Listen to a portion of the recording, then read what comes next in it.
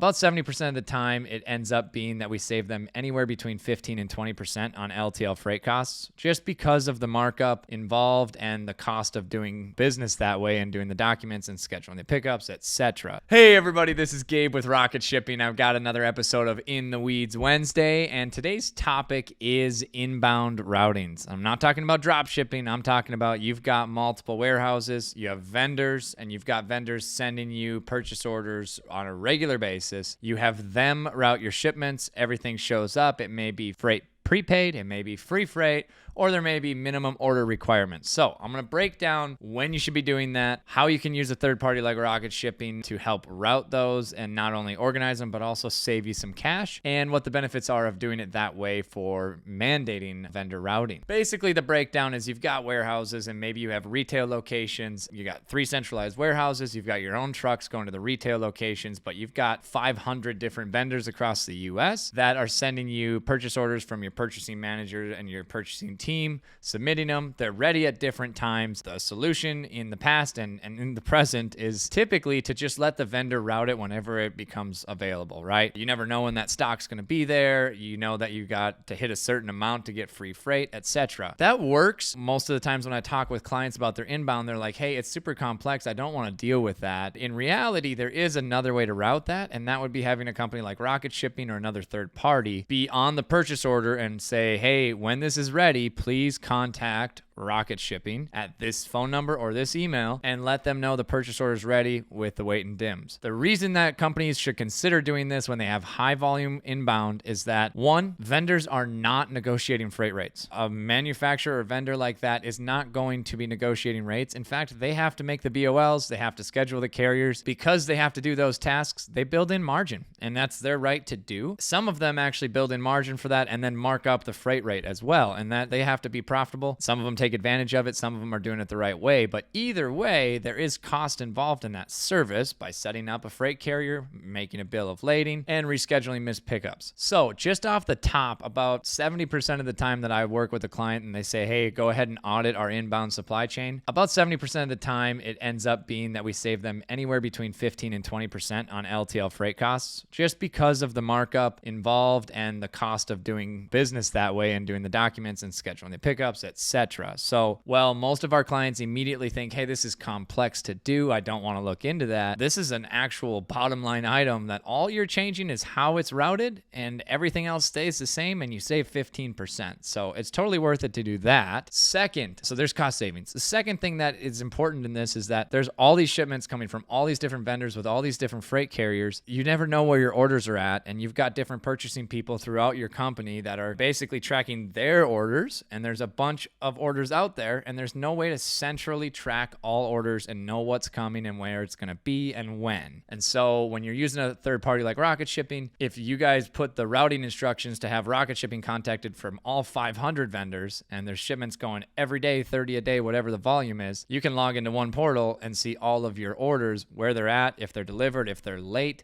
etc. Third, and this is probably the best efficiency, is that you actually have a team instead of just team members at your company that are purchasing people and they're worried about minimum order requirements and getting the best deal. You have a team as well at Rocket Shipping or another third party that is helping manage those shipments. So whether it's a claim, if it's a return, if it's an out of stock, if it's a reroute to a different warehouse so that you can keep stock at a different store, all those tasks add up. And if you have a third party routing it for you and they manage it, you can take that labor off of your purchasing manager's plate, outsource that. So that was a lot of detail. I'll break it down in a longer video sometime on YouTube about the other advantages of inbound and really dive down into how you can audit your inbound without doing much work. You just need to get some invoices over to your preferred third party and let them do the work to see what the freight would have cost. I'm also going to talk about in a separate video in that video about free freight and if it's actually real or not for minimum order requirements. So tune into the YouTube channel for that. I'll let you know when I put it out, and everybody have a great Wednesday.